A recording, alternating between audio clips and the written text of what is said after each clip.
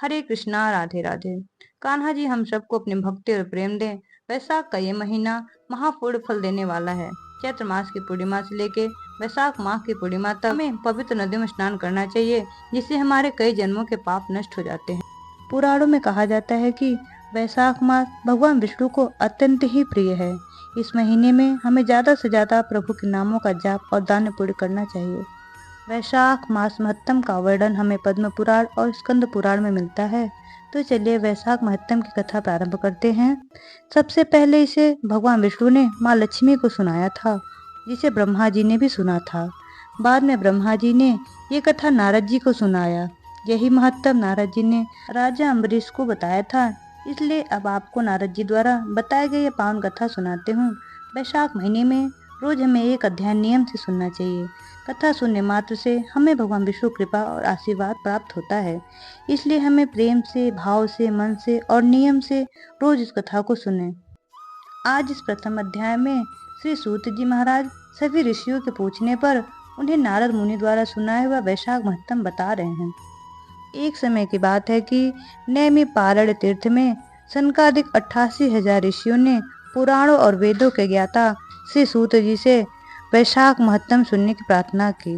तब श्री सूत जी बोले, हे ऋषियों, भगवान ब्रह्मा जी के पुत्र महर्षि नारद जी से एक समय राजा अम्बरीश ने यही प्रश्न पूछा था और कहा था कि हे ब्राह्मण श्रेष्ठ, आपने सब मासों के महत्तम सुनाए, परंतु मैंने सुना है कि वैशाख मास सब मासों में उत्तम है। इसलिए अब आप कृपा करके मासों में श्रेष्ठ वैशाख मास का महत्तम सुनाने की कृपा करें। इस मास में क्या दान करना चाहिए, इसका क्या फल होता है, कौन से कर्म करने से कौन से देवता प्रसन्न होते हैं और भगवान का पूजन कैसे होता है, यह सब मुझे विस्तार पूर्वक कहिए। राजा अम्बरीश की बात सुनकर मुस्कुराते हुए नारद जी बोले, हे राजा, सभी मासों के महत्तम को भगवान विष्णु जी ने माता लक्ष्मी से कहा था, वही ब्रह्मा जी ने मुझे सुनाया और इसी को मैं तुमसे कहता हूँ। वैसे तो सभी मास श्रेष्ठ हैं, पर भगवान विष्णु को कार्तिक, माघ और वैशाख महीने सबसे अधिक प्रिय हैं। इन तीनों में से भी वैशाख महीना अधिक श्रेष्ठ माना जाता है। यह महीना माता के समान सभी जीवों को मनवांछित फल देने वाला है। इस महीने में पूजा धर्म करने से प्राणी की समस्त अभिलाषाएं पूरी होती हैं। इस महीने में धर्म, यज्ञ, स्नान, दान, व्रत आदि करने से प्राणी के सभी पाप नष्ट हो जाते हैं। इस महीने की देवता भी प्रशंसा करते हैं तथा इसके सेवन को ललायत रहते हैं। जिस प्रकार विद्याओं में वेद, मंत्रों में प्रणव, वृक्षों में कल्प वृक्ष, गौ में कामधेनु, नागों में शेष और पक्षियों में गरुड़ महाराज, देवताओं में श्री विष्णु भगवान, वर्णों में ब्राह्मण, प्रिय वस्तुओं में प्राण, मित्रों में पत्नी, नदियों में गंगा, तेज में सूर्य, शस्त्रों में सुदर्शन, धातुओं में स्वर्ण, वैष्णव में शिव तथा मणियों में कौस्तुभ मणि सर्वश्रेष्ठ है। उसी प्रकार नारायण के भक्तों के लिए वैशाख मास सर्वश्रेष्ठ है। जो प्राणी वैशाख मास में मेष राशि की संक्रांति में सूर्योदय से पहले स्नान करता है, उनसे लक्ष्मी सहित भगवान विष्णु अत्यंत प्रसन्न होते हैं। वैशाख मास में स्नान करने वाले सब पापों से मुक्त होकर वैकुंठ चले जाते हैं। व्यक्ति वैशाख मास में सूर्योदय से पूर्व स्नान करता है, भगवान की परिक्रमा करता है, उसे 100 राष्ट्रीय यज्ञों का फल तथा 10 सहस्त्र अश्वमेध यज्ञों के बराबर का फल मिलता है। वह समस्त पापों से मुक्त होकर भगवान की कृपा से वैकुंठ धाम को प्राप्त करता है। हे नृपश्रेष्ठ, यदि प्राणी वैशाख माह का सेवन करने के लिए किसी तीर्थ में न जा सके तो उसे अपने नगर के बाहर वाले किसी जलाशय में जल में स्नान कर लेना चाहिए। परम पुनीत वैशाख मास में भगवान विष्णु की आज्ञा से समस्त तीर्थों के देवता सूर्योदय से 6 घड़ी तक जल के बाहर रहते हैं, परंतु इस समय तक भी जो स्नान के लिए नहीं आता वो उसको श्राप देकर अपने धाम को चले जाते हैं। इसलिए इस मास में प्रत्येक मनुष्य को अवश्य स्नान करना चाहिए। हे राजन, धर्म के अनुसार वैशाख मास में स्नान करना सबसे अधिक शुभ कर्म है। स्नान करने से भगवान प्रसन्न होते हैं। जो वैशाख मास में स्नान नहीं करते वो अभागे होते हैं। इसके बाद नारद जी पुनः बोले, हे राजन, वैशाख के समान कोई मास नहीं है, सतयुग के समान कोई युग नहीं है, वेद के समान कोई शास्त्र नहीं है और जलदान के समान कोई दान नहीं है। सुखी जीवन से बढ़कर लाभ नहीं है और उपवास के समान कोई तप नहीं है। दान से बढ़कर कोई सुख नहीं है, दया के समान कोई धर्म नहीं है, धर्म के समान मित्र नहीं है और सत्य के समान यश नहीं है, आरोग्यता के समान हर्ष नहीं है, भगवान विष्णु से बढ़कर कोई रक्षक नहीं है, माधव के समान पवित्र इस संसार में और कोई नहीं है तथा वैशाख जैसा मास और कोई नहीं है। राजा अम्बरीश ने पुनः पूछा, हे नारद जी, हे मुने, वैशाख माह के व्रत का क्या विधान है? इसमें किस तपस्या का अनुष्ठान करना पड़ता है? क्या दान है? कैसे स्नान किया जाता है? और किस प्रकार भगवान केशव की पूजा की जाती है? हे मुने, आप भगवान के प्रिय भक्त हो तथा सब कुछ जानने वाले हो, अतः कृपा करके मुझे ये सब बताइए। नारद जी बोले, वैशाख भगवान विष्णु को बहुत ही प्रिय है। इस महीने को जो लोग यूं ही व्यर्थ गवा देते हैं, वे धर्महीन होकर पशु योनि पाते हैं। उनका कुआं, बावड़ी, बाग आदि लगवाना सब व्यर्थ है। जो इस महीने में नियम पूर्वक भोजन करते हैं, वे भगवान के बैकुंठ लोक को जाते हैं। संसार में अनेक प्रकार के दान, व्रत और तप आदि हैं, परंतु उनके करने के लिए शरीर को बहुत अधिक परिश्रम करना होता है। उनको करके संसार में बार बार जन्म भी लेना पड़ता है। परंतु वैशाख माह में केवल स्नान कर लेने से ही प्राणी मोक्ष को प्राप्त कर लेता है। सब दानों से जो पुण्य फल मिलता है और सब तीर्थों में स्नान करने से जो फल मिलता है,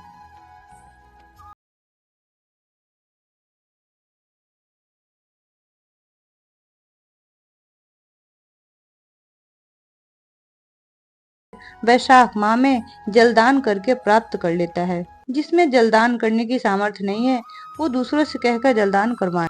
दूसरों को जलदान का महत्व बताएं। यह कर्म भी सब दानों से अधिक है।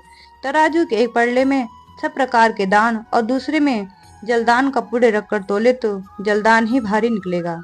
जो मनुष्य वैशाख में सड़क पर यात्रियों के लिए प्याऊ लगवाते हैं, वह अपने करोड़ों कुल का उद्धार कर विष्णु लोक में जाते हैं। हे राजन, प्याऊ लगवाने से देवता, पितर और ऋषि सब प्रसन्न होते हैं।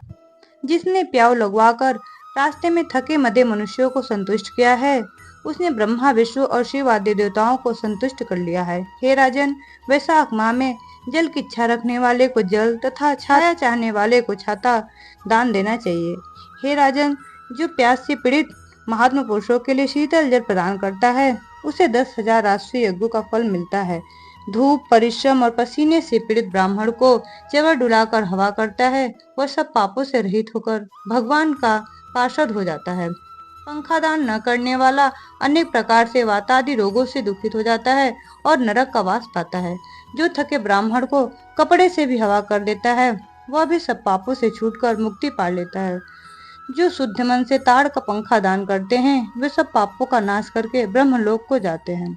वैशाख माह में छतरी दान जरूर करना चाहिए। जो मनुष्य विष्णु भगवान के प्यारे इस वैशाख माह में छतरी दान नहीं करते, उनको कहीं जगह नहीं मिलती और वे पिशाच बनकर पृथ्वी पर घूमते रहते हैं।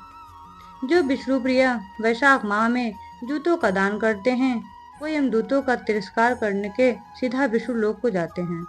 ब्राह्मण की याचना करने पर जो भी खड़ाऊ दान करता है, वह राजा बनता है। जो मार्ग में धर्मशाला आदि बनवाता है, उसका फल तो ब्रह्मा जी भी नहीं कह सकते। फिर ब्राह्मण अतिथियों के लिए यदि कोई भोजन दे तो उसके फल का अंत नहीं होता। जो मनुष्य मार्ग में थके हुए ब्राह्मण के लिए आश्रम देता है, उनके पुण्य फल का वर्णन भी नहीं किया जा सकता।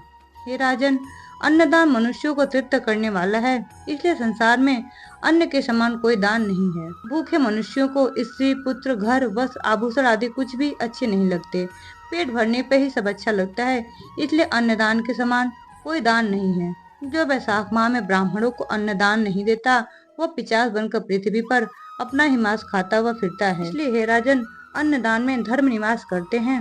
नारद जी से इतनी कथा सुनने के बाद राजा अम्बरीश ने कहा, हे देव ऋषि नारद जी, यदि माधव मास सबसे श्रेष्ठ और भगवान लक्ष्मीपति को अधिक प्रिय है, तो उस समय स्नान करने की क्या विधि है? वैशाख माह में किस वस्तु का दान करना चाहिए, कृपया बताइए। नारद जी बोले, हे राजन, देवादिदेव लक्ष्मीपति भगवान विष्णु सभी पापों का नाश करने वाले हैं। उन्हें नमस्कार करके चैत मास की पूर्णिमा को इस व्रत का आरंभ करना चाहिए। व्रत लेने वाला पुरुष यमनियों का पालन करे, शक्ति के अनुसार दान करे, यज्ञ आदि के उपयोग में लाया जाने वाला विहित सात्विक अन्न का आहार करे, भूमि पर सोए, ब्रह्मचर्य का पालन करे, मन में भगवान श्री नारायण का ध्यान करते हुए कष्टमय तपस्याओं द्वारा शरीर को सुखाए। इस प्रकार नियम से रहकर जब वैशाख की पूर्णिमा आए, उस दिन मधु और तिल का दान करे। श्रेष्ठ ब्राह्मणों को भक्ति पूर्वक भोजन कराए, उन्हें दक्षिणा सहित धेनु गाय दे तथा वैशाख स्नान के व्रत में जो भी कुछ त्रुटि हुई हो, उसकी पुण्यता के लिए ब्राह्मणों से प्रार्थना करें। वैशाख महत्तम अध्याय 1 संपूर्णम। कल हम आगे का अध्याय सुनेंगे। तब तक के लिए हरे कृष्णा।